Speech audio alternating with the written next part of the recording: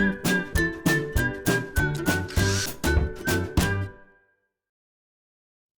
it's Steve. Today we'd like to show you how to change the control knob on your front load washer. It's a really easy repair. Let me show you how we do it. Now, to do this repair, we'll first need to remove the old knob if it's still in place. And you also need to remove the little spring clip that is attached to the hub of that knob. So take a pair of needle nose pliers and gently pry off that clip.